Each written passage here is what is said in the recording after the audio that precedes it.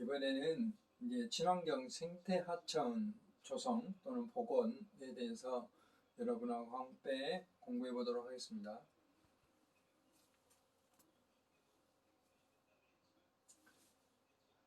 지금 여러분들이 보시는 이런 하천이 이제 광주천인데요. 보신 바와 같이 상당히 자연성을 많이 회복하고 있잖아요. 이런 하천을 지향하는 게 이제 우리의 목표죠. 그래서 지금까지 우리가 이제 그 습지에 대해서도 알아봤고 또 호소에 대해서 알아봤는데, 이번에 이제 우리가 공부할 내용은 하천인데, 하천은 또 어떤 기능을 하고 있냐? 우리 인류가 이 하천으로 인해서 발달했다. 그래서 인류 문명의 발상지다. 뭐 이집트 문명이라든지 중국 황하가 문명이라든지, 우리나라도 이제 한강이나 영산강 이런 하천에 의해서 그 주변이 그만큼 이제 물을 이용할 수 있기 때문에 그러죠. 물은 우리 사람들에게 없어서는 안 될 그런 물질이기 때문에 그렇다고 이야기할 수 있어요. 또 우리 지역의 광주천도 마찬가지고, 하천은 이제 도심과 유해각 생태계 연결 통로로서 중요하게 다루어지고 있고, 또 우리가 누누이 이야기했지만 도시 하천에서 바람길, 열섬 완화 효과도 한다고 그랬죠. 우리가 도시 열섬 공부할 때도 광주천의 경우는 밤에도 열대화 현상 중에서도 파랗게 이렇게 보였잖아요. 물 때문에 물이 열을 흡수해서 그런 경우도 있고, 또 그 무등산에서 찬 바람들이 이렇게 하천으로 들어올 수 있도록 바람길 역할을 해주기 때문에 그렇죠.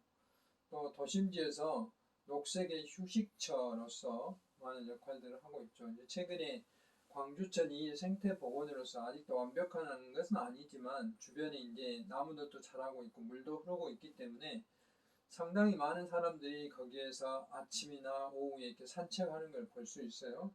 또 어떤 분은 광주천을 통해서 걸어서 출퇴근을 하는 분들도 있고, 또 도시 미관을 결정하는데 결정적인 역할을 해요. 우리가 심지어 뭐 그 해변이 보이는 호텔 같은 데는 해변이 보이는 뷰가 있는 그 룸하고 산이 보이는 룸하고 벌써 돈 차이, 가격 차이가 나잖아요. 뭐 2만 원에서 4만 원 정도. 이렇게 이제 경관이라는 걸 중요하게 여기기 때문에 하천이 그런 데서 상당히 중요한 역할들을 한다 하는 것이죠. 우리가 그냥 산을 봐서 아름답지만 물과 이렇게 같이 겸해서 있으면 훨씬 더 아름답게 보이잖아요. 근데 되게 이렇게 강이나 하천을 끼고 있는 곳들은 이렇게 문명이 잘 발달되어 있다 하는 것을 우리는 이제 알 수 있겠고요. 그런데 이렇게 이제 그 하천 주변으로 도시가 발달되다 보니까 많은 문제들이 생겨요. 일단은 이제 과거에 우리가 하천의 중요성을 그렇게 느끼지 인식하지 못해가지고 어떤 문제가 있었냐면, 광주도 지금 하천 위에 도로인 데가 꽤 많아요. 그 복개라고 그러죠. 그 전남대학교 인근에 있는 용봉천, 서방천 이런 천들은 다 말만 남아있지 하수도 역할을 하고 있어요. 다 이쪽에 도로로 덮여서 그 하천을 볼 수가 없죠. 하천의 입구만 볼 수 있어요. 저쪽에 무등경유정 쪽에 가면은. 그 다음에 양동 복개상가도 밑에가 광주천이잖아요. 거기도 복개되어 있죠. 또 여러 군데가 광주는 아무튼 복개가 돼 있어요. 그래서 광주 같은 경우 복개율이 부산, 광주가 17%로 서울과 비등하게 상당히 높은 지역에 속한다 이 말입니다. 그래서 도시가 과도하게 개발 정책을 함으로써 이렇게 복개를 해서 도로로 만든다든지 또는 이렇게 주차장으로 활용하는, 이제 광주는 하천의 주차장을 다 없애고 지금은 없죠. 지금은 없지만 이렇게 됐잖아요. 우리가 이제 과거에 지금처럼 자연환경 정책을 펼쳤더라면 그동안에는 이제 비용도 많이 들어가지 않았을 것이고 도시도 훨씬 더 아름다운 도시가 됐겠죠. 그렇지만은 이렇게 우리가 이제 당장 그때는 그 돈도 없었고 또 개발도 못하고 그러니까 편한 하천을 이렇게 이제 덮어서 도로를 만들고 주차장을 만들고 또 시멘트로 발라서 물이 쫙 흘러가도록 만들었는데, 그게 좋은 줄 알았는데 지금 생각해보면 여러 가지 문제가 있었던 거예요. 특히 전국적으로 봐도 소하천, 그러니까 이 조그만 하천, 그러니까 복개하천 중 규모가 작은 지방 2급 하천이 99.7%를 차지해요. 대부분 소하천들이에요. 이렇게 작은 하천은 덮어도 된다라고 생각을 했어요.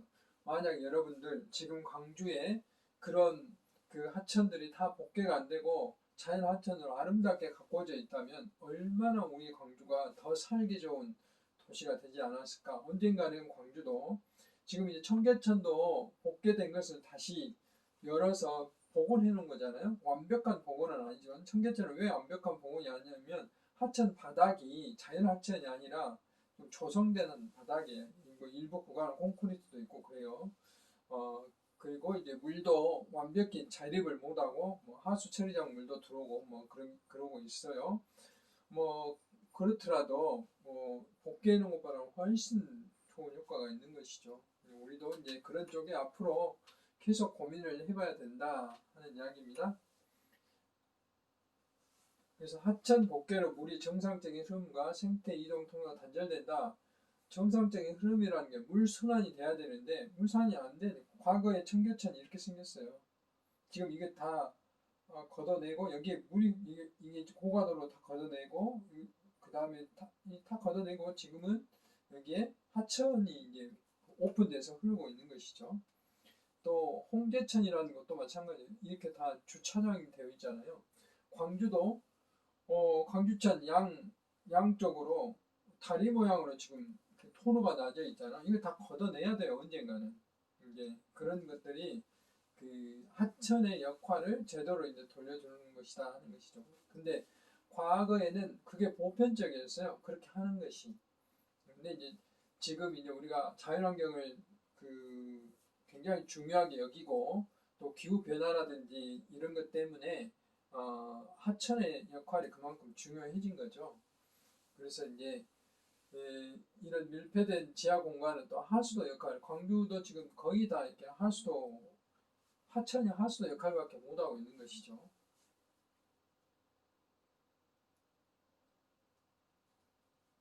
그다음에 이런 고수부지, 이제 고수부지들은 되게 뭐 과거에는 시장이 열렸다든지 또는 이렇게 주차장, 그다음에 이렇게 그 농사를 짓는다든지 비닐하우스. 지금도 낙동강 쪽에는 이런 농사를 짓는 분들이 꽤 있어요.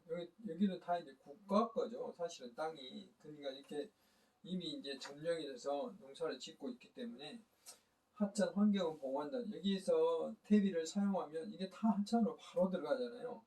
그래서 수질 보존하는 데 굉장히 어려움이 많고 또 홍수 관리에도 애로사항이 굉장히 많아요.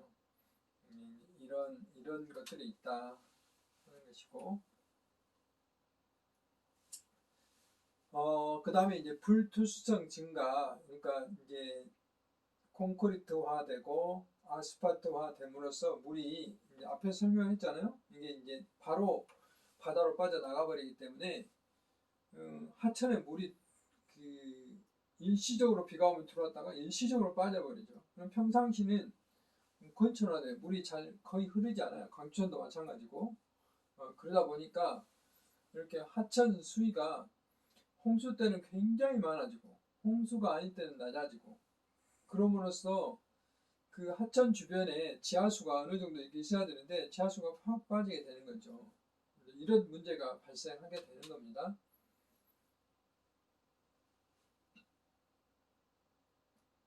그래서 또한 이제 그 지하 공간들을 많이 개발해서 고층 빌딩 지으면서 주차장을 뭐 지하 5층까지 만들게 되는 거고 또 이제 광주는 지금 지하철 2호선을 만들고 있지만 지하철 그 노선을 만들어 보면서 거기에 이제 뭐가 있어요? 평소에 지하수가 고여있는 지하수층이 있는데 그 지하수층들이 이로 노출됨으로써 이제 이런 문제가 발생하는 거죠.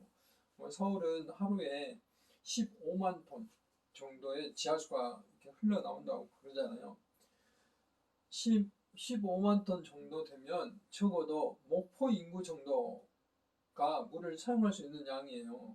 그렇게 많은 양들이 이렇게 나오기 때문에 지하 수위가 낮아지는 원인이 되기도 합니다. 그 다음에 함유식 하수 처리.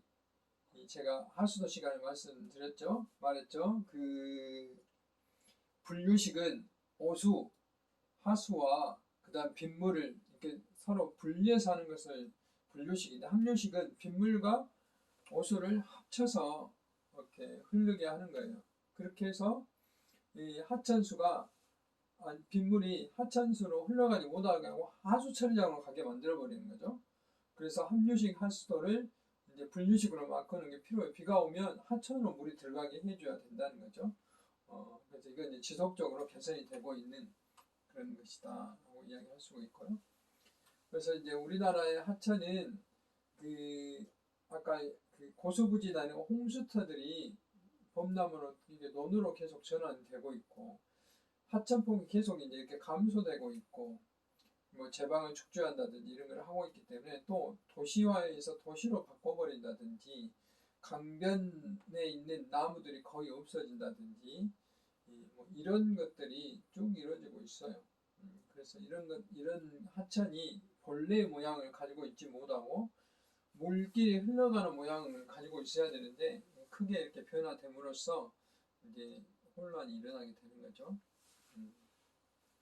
그 다음에 이제 수생태계가 이제 교란이 일어나는 거죠. 왜냐하면 우리가 이제 하천 공사할 때 가보면 멀쩡한 흐르는 공사가 하천을 과거에는 이렇게 돌을 쌓는다든지 또는 콘크리트로 만든다든지 이런 일들을 주로 했어요. 이렇게 이제 블럭을 쌓는다든지 이렇게 그냥 보기 좋게 직선으로 직강화로 쫙 만들면 굉장히 좋겠다라고 했는데, 이렇게 하면 물이 이제 흘러 들어와서 그대로 빠져나가 버리는 거죠.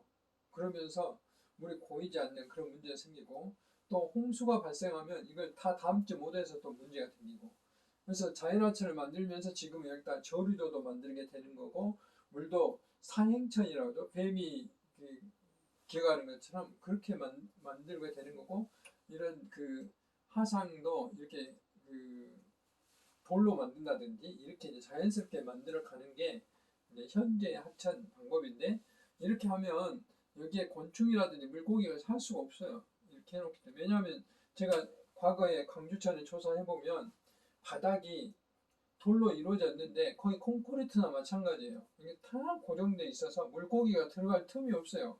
물고기가 틈새가 있어야 들어가서 서식을 할 수 있잖아요. 또는 거기에 이낀 걸 잡아먹을 수 있고. 근데 이제 과거에 물은 거의 하수도 물처럼 함유식 하수도가 많았기 때문에, 또 그 하수도가 그게 갖춰져 있지 않았기 때문에, 거의 강주천에 가서 생물 조사를 해보면 깔따구나 붉은 깔따구는 산소가 없는데 잘 살거든요. 또 실지렁, 이 두 종류밖에 나오지 않았어요. 근데 제가 2, 3년 전에 가서 조사를 해보면 지금은 하루살이도 나오고 잠자리도 나오고, 뭐 상당히 이제 한 2급수에서 3급수 정도에 사는 생물들이 이렇게 발견이 돼요. 또 피라미도 나오고, 뭐 동살이라는 바닥에서 사는 그런 어류도 한두 종류가 나와요. 그런 거 보면 상당히 생태적으로 많이 개선되고 있다라고 이야기를 할 수 있는데, 이렇게 하천을 우리 사람들의 이주로 이렇게 하게 되면 생태계가 교란이 이런 생물들이 자유롭게 살 수가 없어요. 물이 흐르는 데 사는 유수형 어류들이 이렇게 고여있는 물에 살 수가 없잖아요.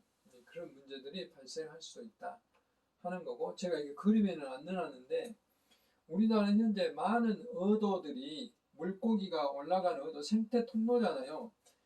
물고기들은 물을 거슬러서 올라가서 적당한 장소에 산란을 하게 돼요. 특히 장어라든지 은어라든지 이런 송어라든지 이런 종류들은 이렇게 이제 상류로 헤엄쳐 가서 해야 되는데, 보가 막고 있으면 물고기가 올라갈 수가 없잖아요. 그래서 만들어 놓은 게 어도인데, 어도는 그냥 우리 사람의 생각대로 만들다 보니까 물고기의 생태, 물고기의 습성에 맞춰서 만들어야 되는데, 사람 습성에 맞춰놓으니까 물이 그게 흐르지 않아요.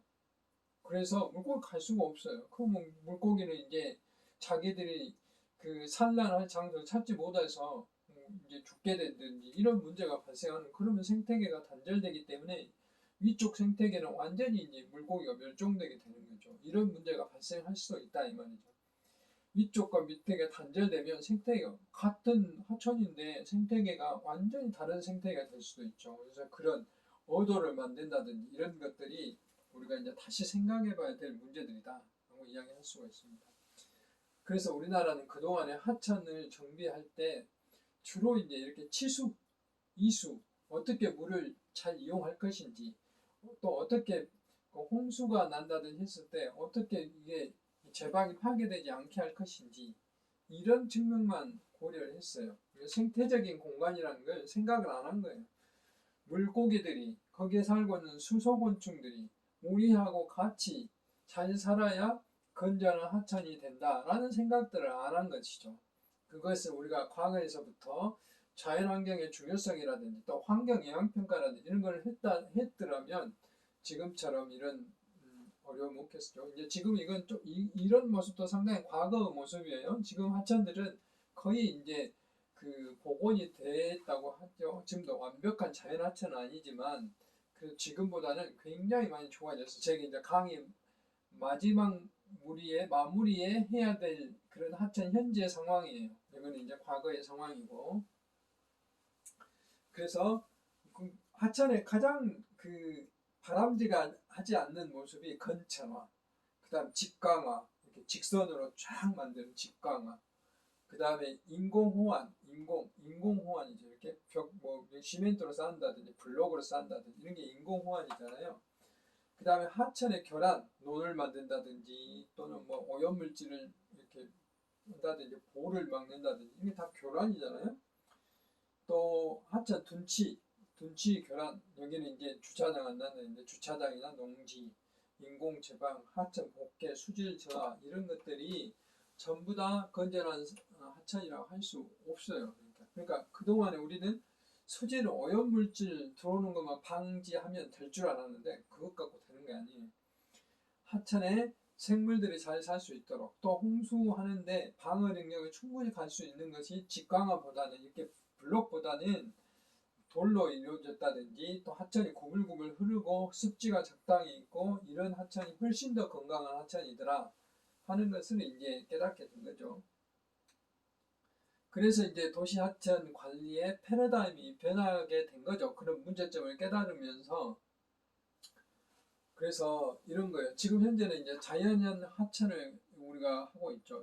예를 들어서 맨 처음에 이런 자연형 하천이 있어요.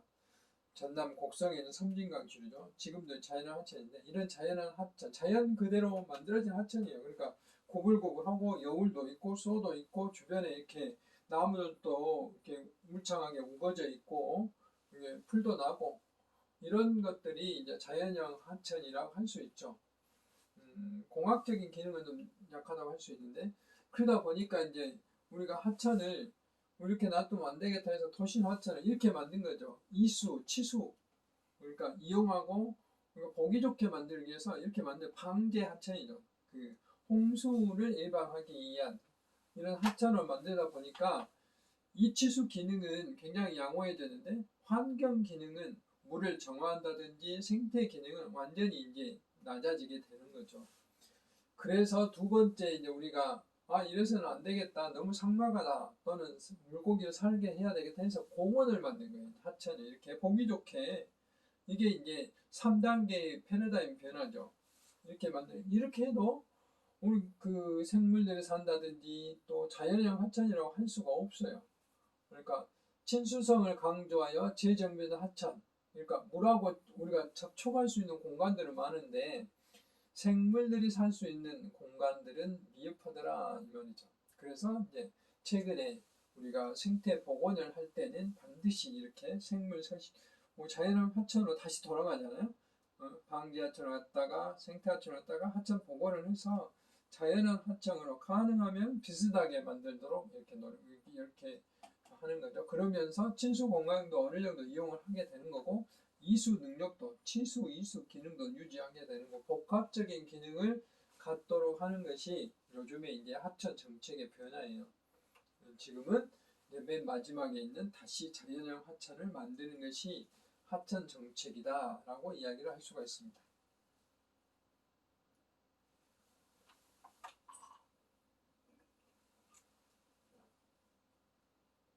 그래서 하천 복원의 정의는 바로 그것이죠. 훼손된 그런 하천들에게 생태적인 기능, 그 다음에 물리적인 형태를 회복하는 것. 물리적인 형태라는 것은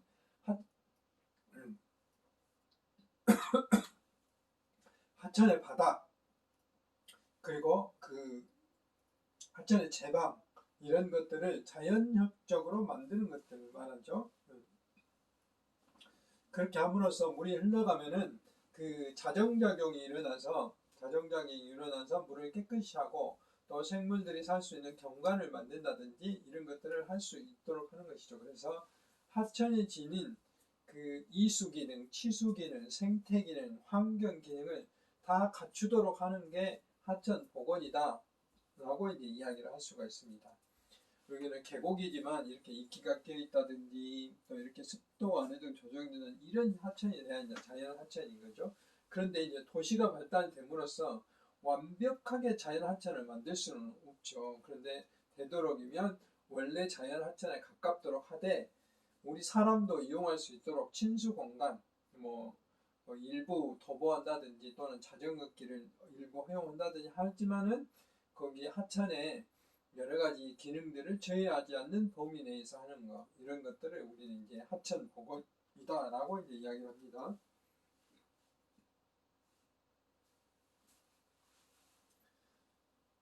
그 다음에 이제 그 앞에서 설명을 했죠. 제가 치수, 이수, 생태 환경을 복합적으로 다 통합적으로 만드는 게 이제 패러다임의 현재의 그 상황이다라고 이제 이야기를 하는 겁니다. 그 다음에 이제 중요한 것은 이런 하천을 만들 때 지역 주민, 전문가, 민간 단체들이 같이 주도적으로 이렇게 참여를 해야 된다는 거죠. 같이 참여를 해서 그 하천 복원이 제대로 일어날 수 있도록 이렇게 하는 겁니다. 그렇게 해서 행정이 이렇게 지원하는 체제로 이렇게 가야 된다. 요즘 이제 모든 사업이 다 그러죠. 국민들의 의견을 듣고 국민들이 원하는 것에 전문가들의 입장을 반영하고 행정이 관리할 수 있도록 이렇게 만들어 가는 건데 하천의 복원도 그렇게 해야 된다는 것이죠. 그래서 기존의 자연형 하천의 하천 정비의 문제점은 앞에서 누누이 이제 설명한 것들이 종합적으로 정리한 겁니다. 이거는 참고로 하시면 되겠고, 그래서 이제 과거의 하천을 정비할 때 이렇게 하다 보니까 이렇게 흉물로 변했다는 것이 이게 우리들의 과거의 모습이에요.